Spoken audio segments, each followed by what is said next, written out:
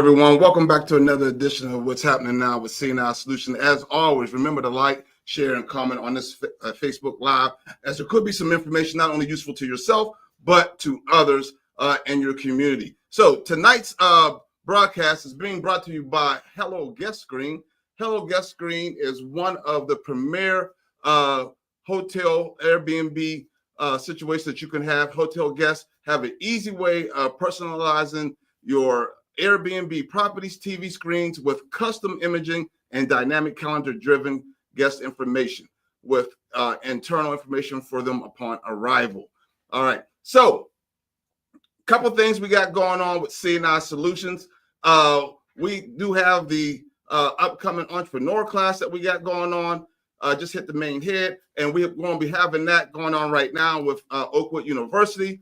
We also got coming up here, we're going to be doing our senior citizens tribute for the Easter ceremony that's going to be coming up here in April. So we are gratefully looking forward to that as well. So tonight's guest, we got a very special guest in the studio with us tonight, someone who I met a few days ago. And let me tell you, she is action-packed.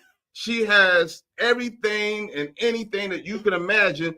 For those of y'all who've been watching our lives, you also know that this will be the first time you probably seen somebody come with their own banner, their own props. I'm going to tell you she was prepared. I got a short bio here, and I'm going to just read just a little bit of this, just so you have an idea of who you have here before you, right?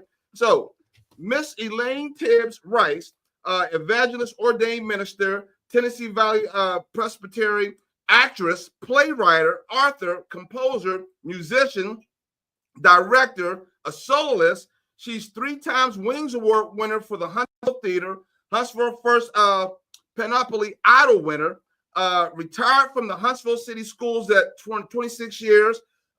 She is a gospel comedian. She is a cheerleader for Christ.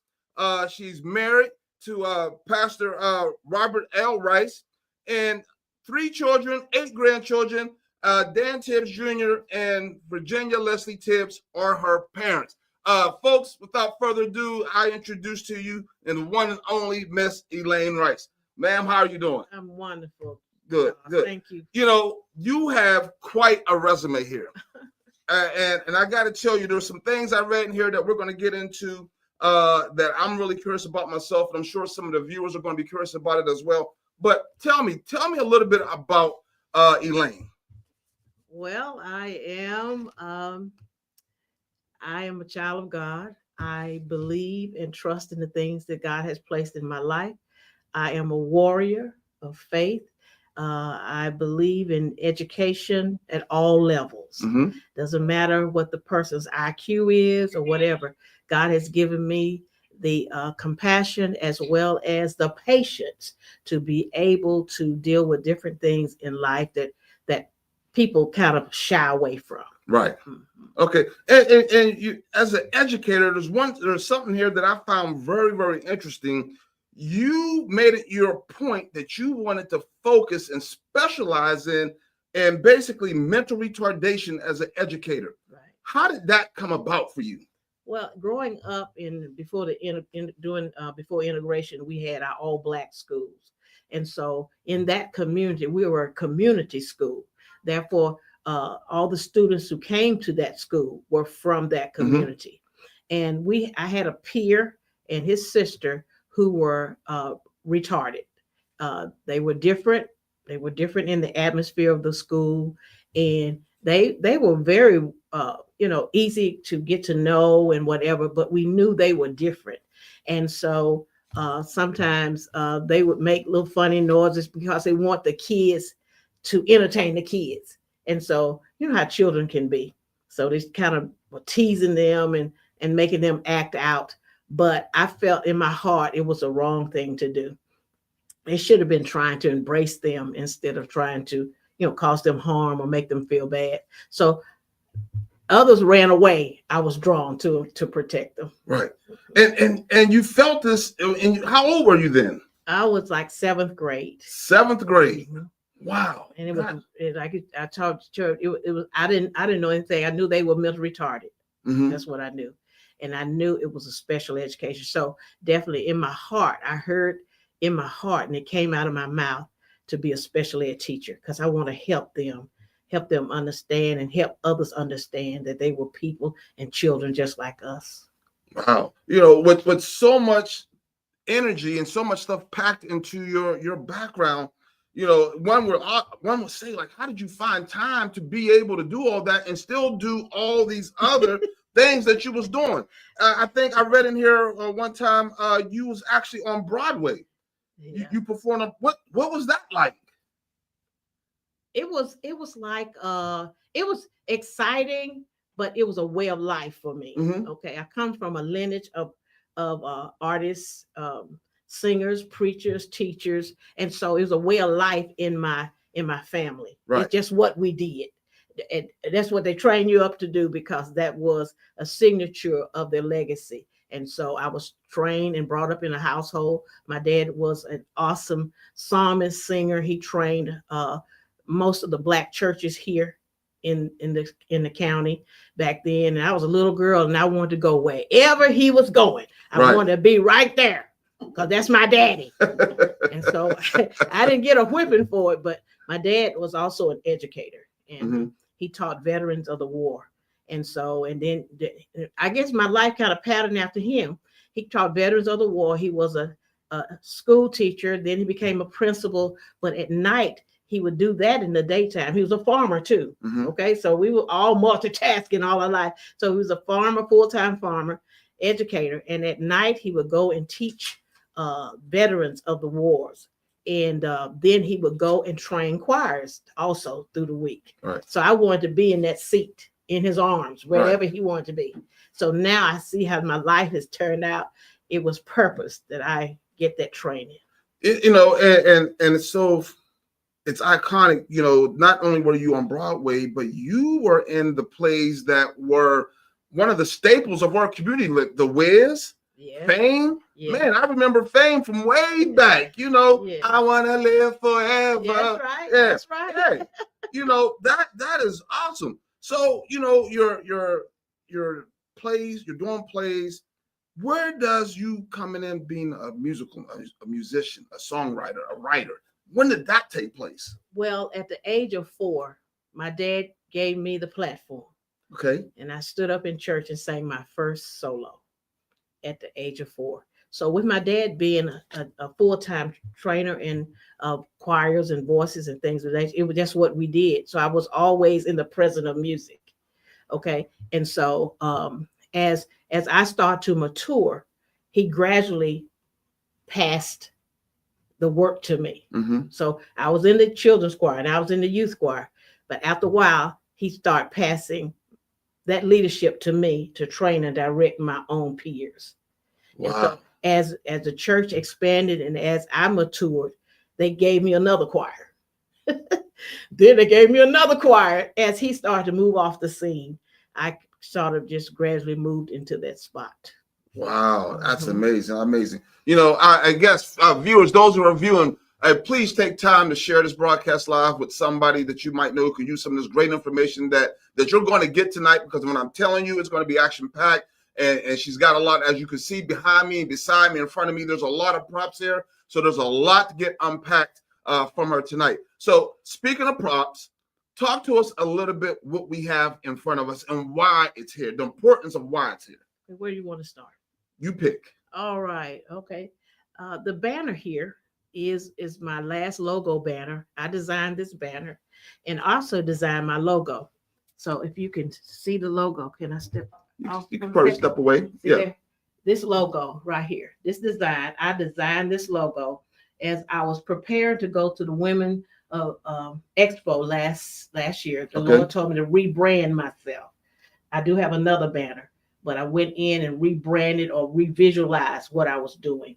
And so he said, he said I was going to get someone to make my logo for me. He said, you make it. I'll show you what to do.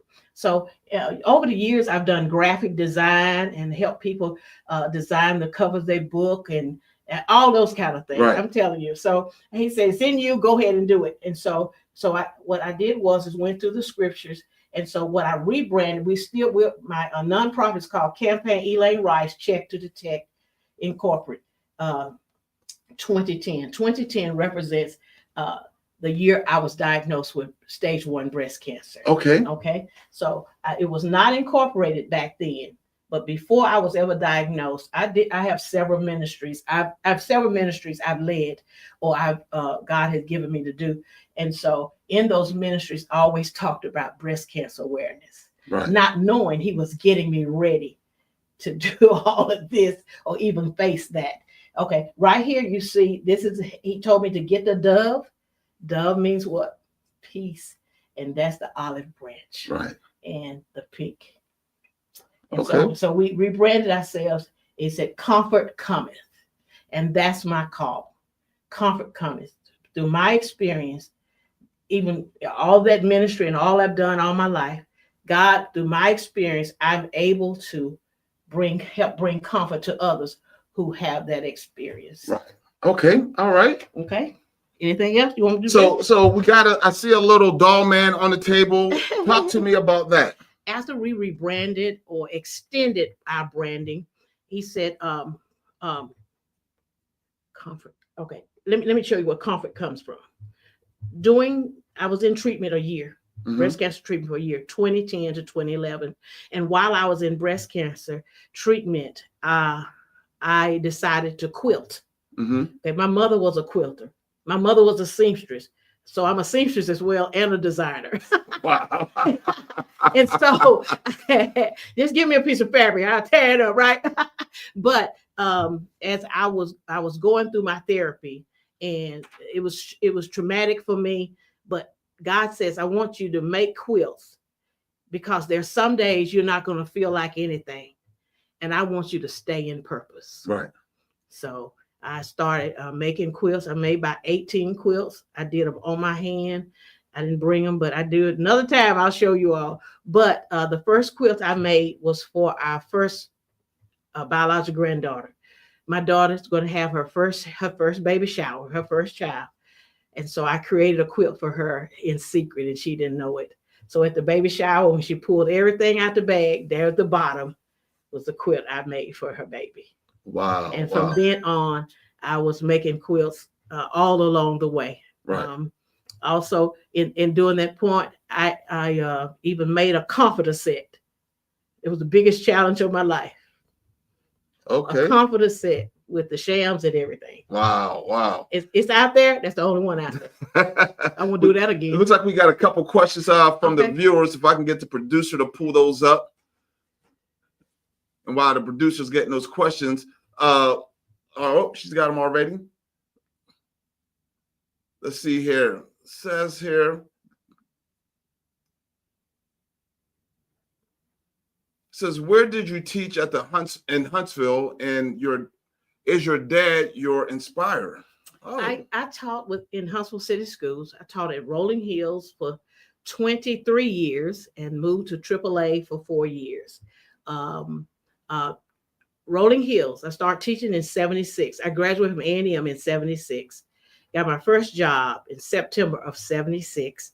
And I was at that school 23 years. Wow. I had no desire to leave because I knew I had purpose there. I'm trying not to cry, but I had purpose there. And I knew I was told to be there. The principal, back then, I finished a semester early, so I didn't have anything to do. So I decided to take your time. Take your time. Take your time. I decided to substitute. And so I went to I never forget, it was Colonial Hills at that time.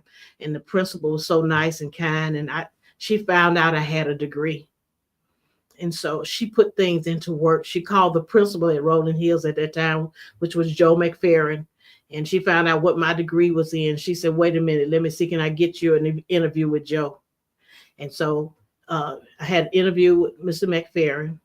He told her if he was impressed, I wouldn't be back to finish the substitution. He was impressed, and this is what he said to me. He said, Elaine, you act like one of my sisters. And for the time that he was the principal through my tenure there, he would always say that. He would always say that. Like I think you my sister. That's Now amazing. he was not African American. He just said, I believe you're my sister, and he was so compassionate with me. Okay. And then later on, Miss Ollie Conley became the there was Mr. Sharp, another gentleman, and then Ollie Conley became the principal. And at that time, I had a lot of visions and a lot of things to innovations for kids. Right. Because I was really discouraged because I heard the principal say ugly things to the kids over the intercom. And because they were active and everything, he said, y'all out there acting like fish splashing out of water. So how do you say that to a kid and about children? And I had gotten to the point, Charles, that I didn't want to go to work because I was tired of hearing negative things spoken over the intercom to the kids. And so I never been anywhere. I knew that's where I was supposed to be. So I hung around, and then Ms. Conley came. And I shared my vision for children to motivate, to inspire kids, right, to excel, to be the best they can be, to remind them they are fearfully and wonderfully made. And this is the purpose we are here, to build generations, help kids and families excel. And so at that time, I had a vision for academic cheerleading team. And all they cheered was for academics. That was my vision. I wrote it down. I showed her my plan and everything. And one day she said, okay, Elaine, go do that thing. right. And at that point, and over the years, and they only cheer for academics to motivate children who were not succeeding to step it up. Right. And those children that started on the team really were A and B students. But I believe that other children inspire other children, encourage them. So they saw them doing it, and they wanted to do it. They wanted to bring their grades up. And I'm telling, they brought their grades up to get on that team. I tell you what. Looks like we got another question here. It says, did I answer? My spiritual mother campaign, Elaine Rice, Check to Detect Incorporated. All right. Thank you for that comment.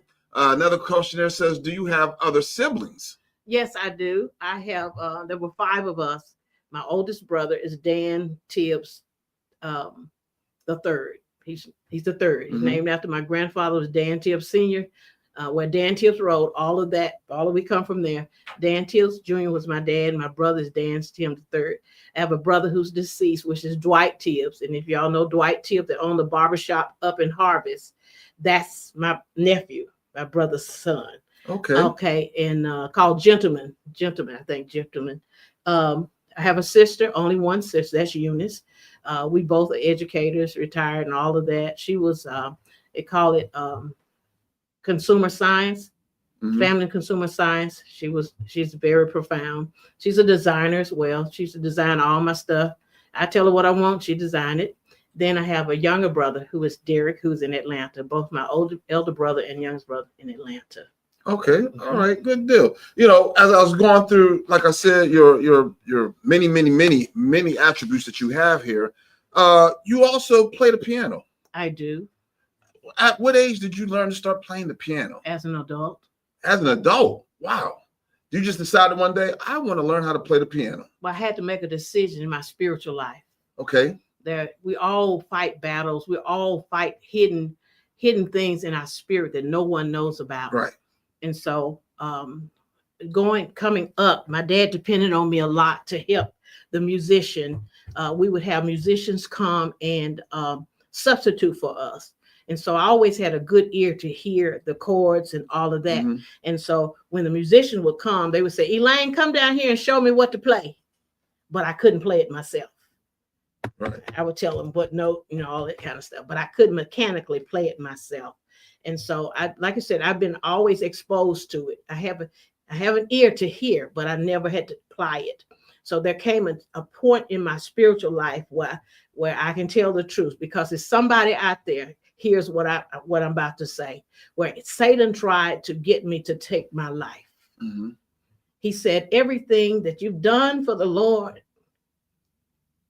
it's no good. Nothing that you've done thus far. I've been in the church all my life singing, whatever, but he said nothing. So I'm trying to get to what the playing part, okay?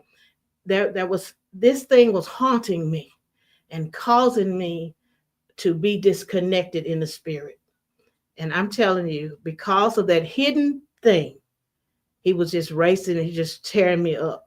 So one day I woke up, I was crying all night, and my husband came up.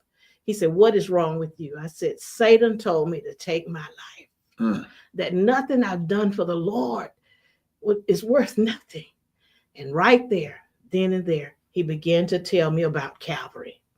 I thought I knew everything about Calvary because I did Easter speeches. Easter speech. Right. Yeah, okay, Deborah, I know about Calvary. But he started to tell me about Jesus being dying on the cross and that all my sins were nailed there. And in the spirit, I saw my sins under Jesus' feet.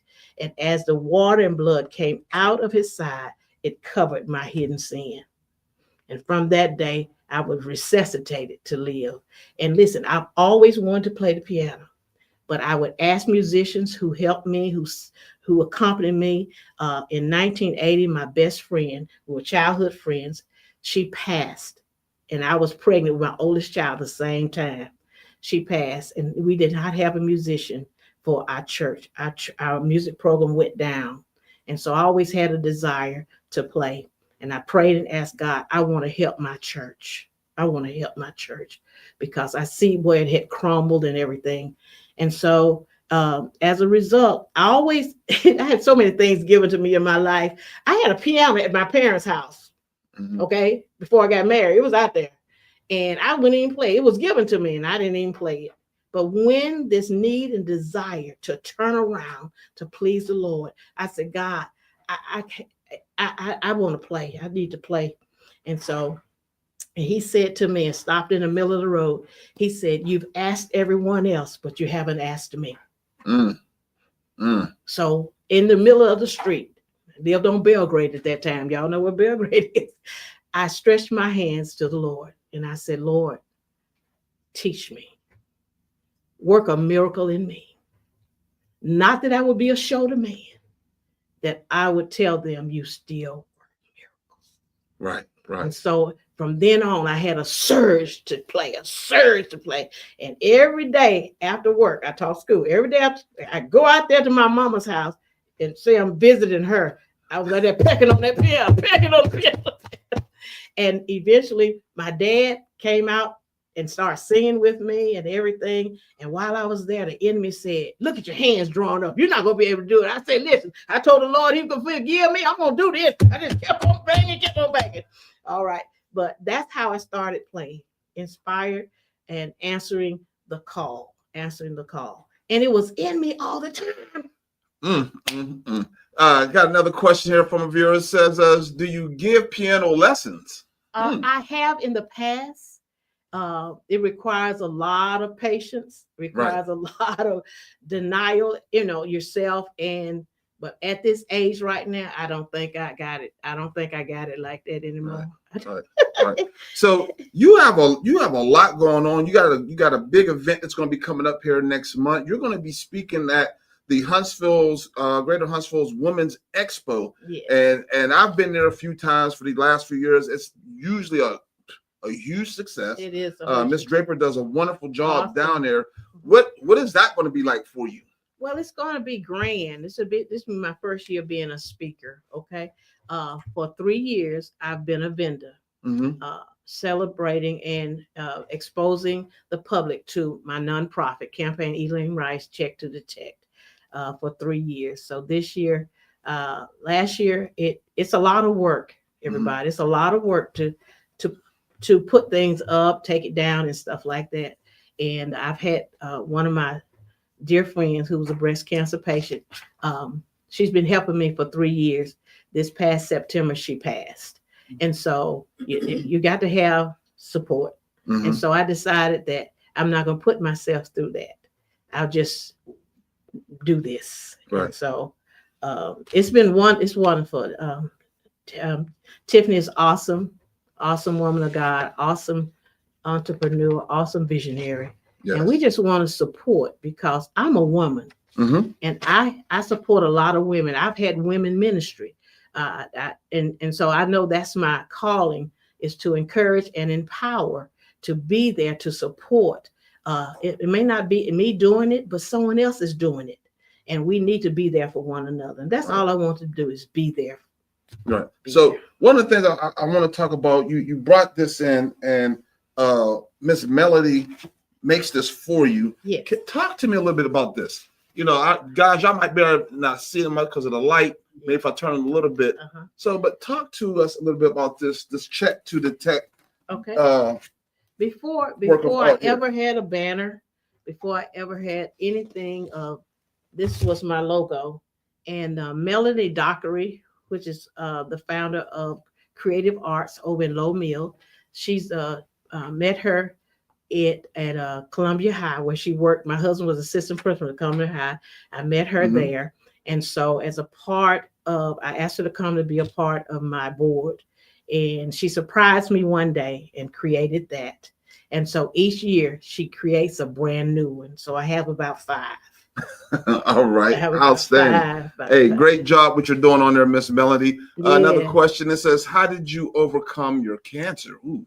Overcome my cancer. Well, I was diagnosed in 2010. 2010, yes, in January of 2010.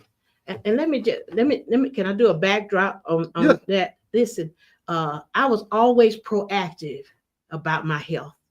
When my breast started looking different and doing different things, I breastfed my daughters. And so here it is, I had discharge from my breast. And I mean, for years, back and forth, discharge from my breast. And I knew that wasn't what it's supposed to be, but I thought it was a discharge because I breastfed. Okay, y'all, I'm giving you some stuff.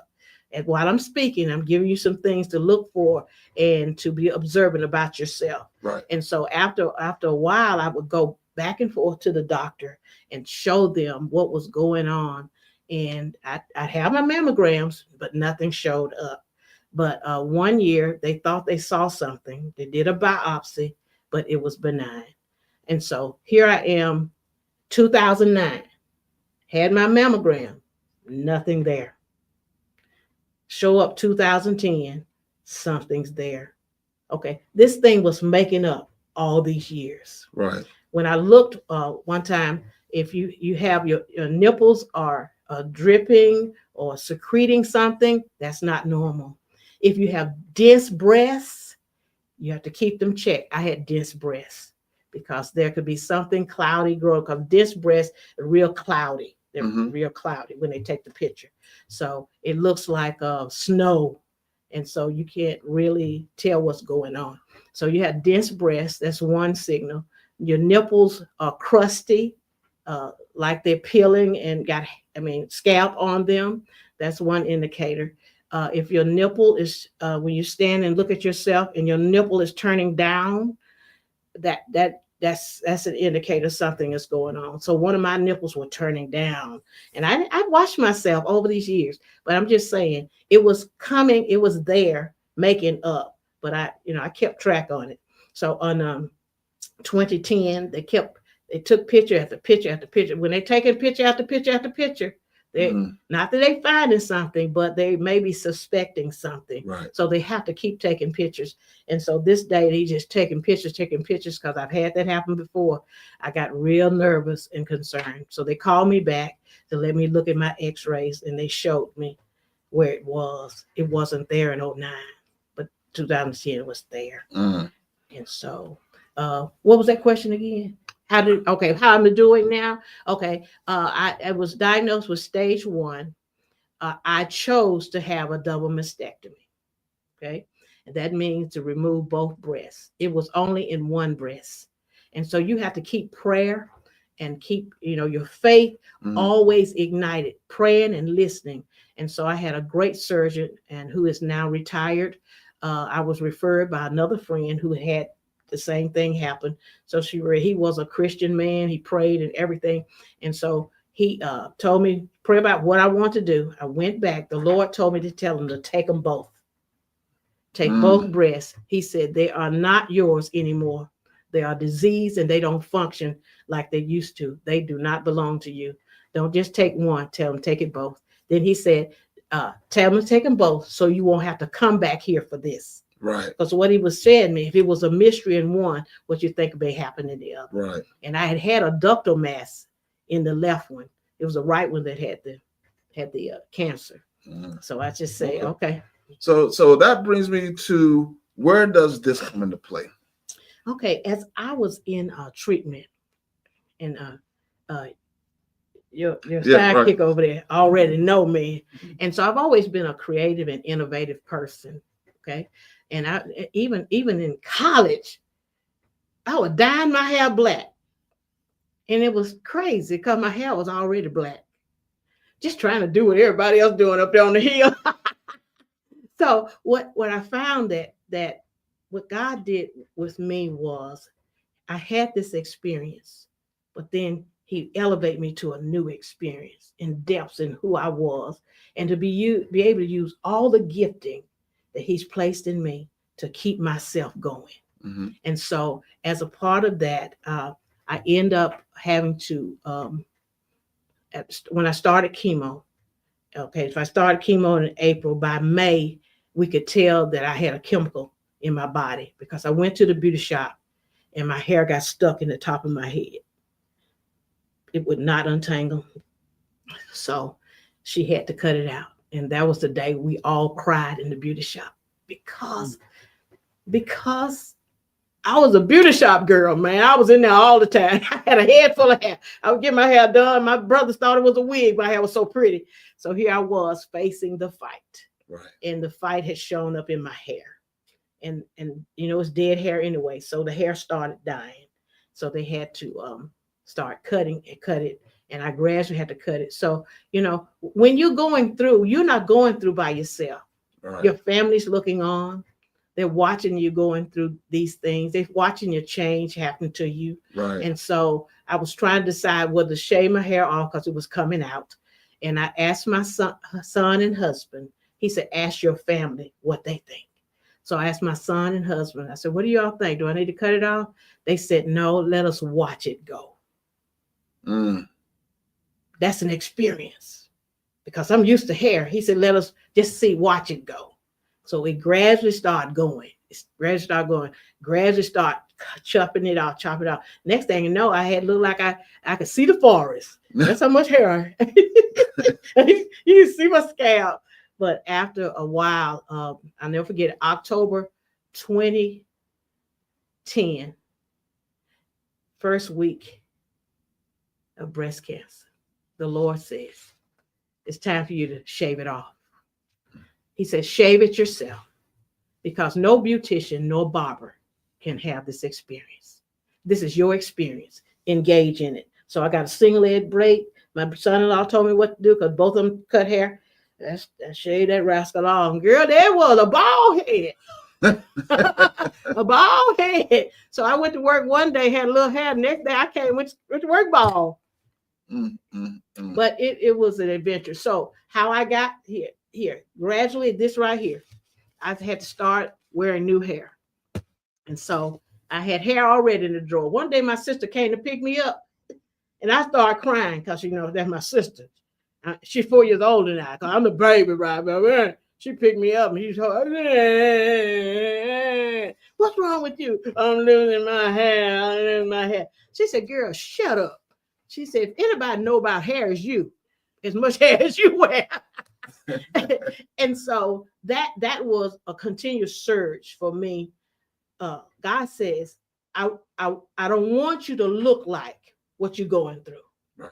I want you to show up for your treatment as though you won. So I'd show up with different hair, scarves, earrings, everything. They would say to me, Miss Brown, where you going? Come for my treatment. Don't I look good?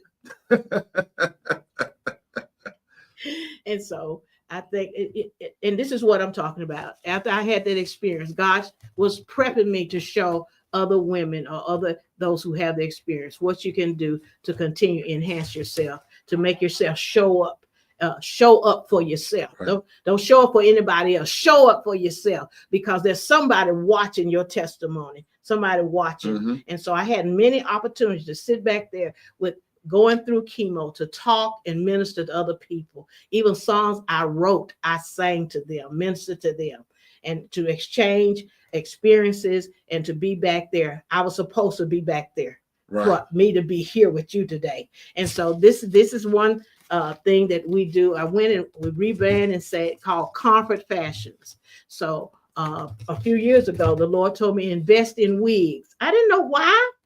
Invest in wigs. So I did. I started ordering wigs online. And then when I came to this, I didn't have cancer or anything then. So now I see why. I invested wigs to help other women who are going through. We give them free wigs. Okay? Wow. And so this is just one girl right here. This thing's spicy and nicey. Spicy and nicey. Spicy and nicey.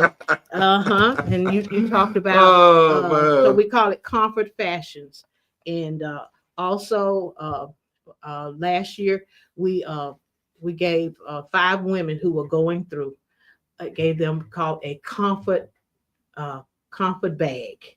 And in that bag they had a wig, they had a comfort dog, they had a duster, they had makeup, they had spa things, just to feel good, right. Bringing comfort to others.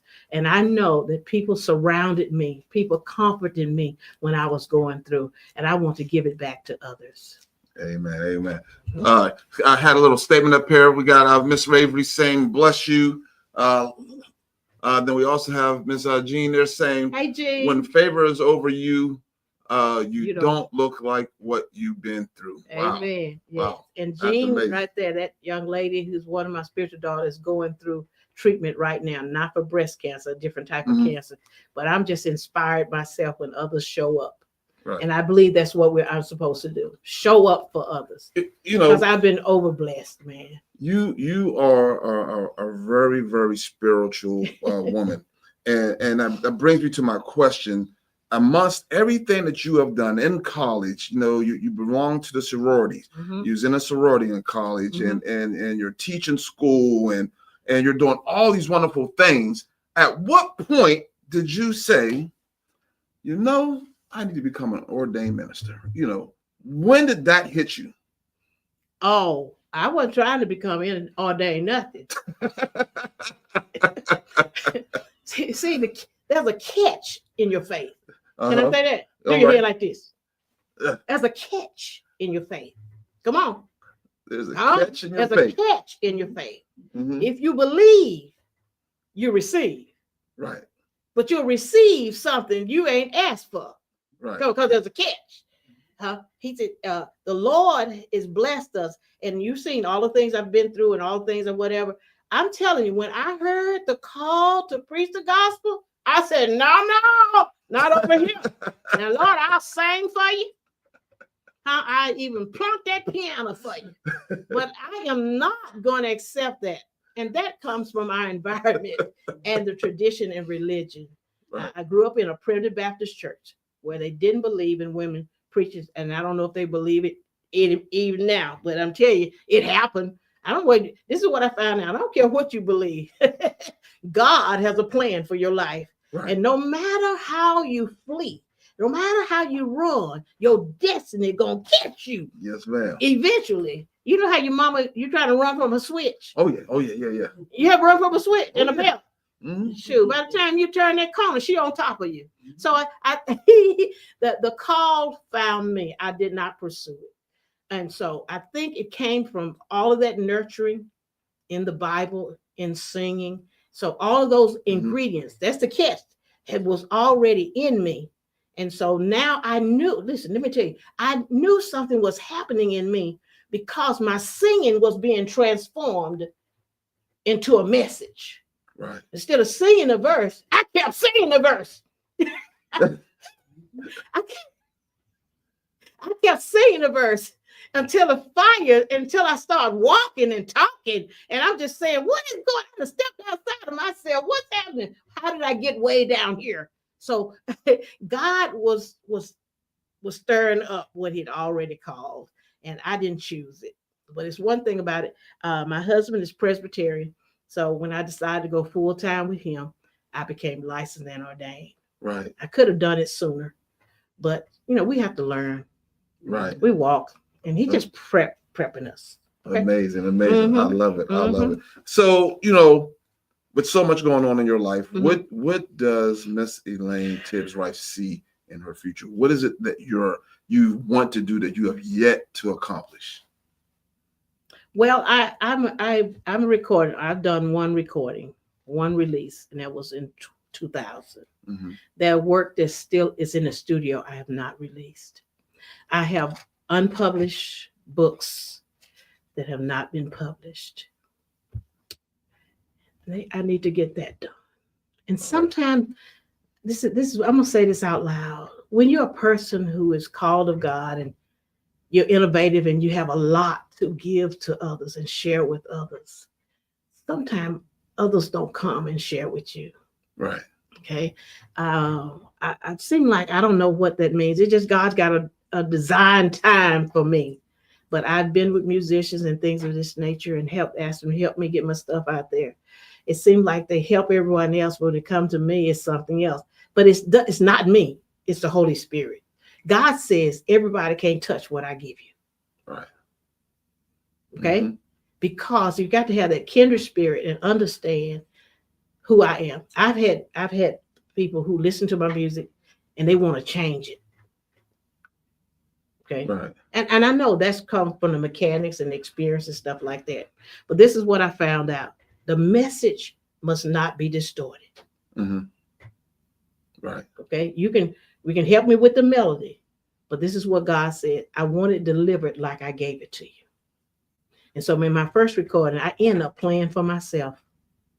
I wasn't trying to play for myself. I had people ready to play, but when I went to the studio, they didn't show up.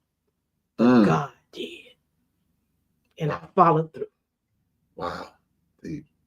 Hey, I tell you what, Miss Elaine, yes, we definitely appreciate you coming in here tonight and sharing with us. I mean, and those out there who is viewing again, please take time to share this broadcast live because, like I said, so much information going on here with Miss Elaine. She's got so much to do, so much to offer. If you need to reach out to her information is on the screen scrolling. Like she said, she does speaking engagements. If you need help and guidance on something, she's more than happy to willing to mentor you and show you the right way to get it done and how you can make it happen. It's been wonderful. You're wonderful. I'm definitely gonna have you were wonderful. Well, I appreciate that, man. Thank you.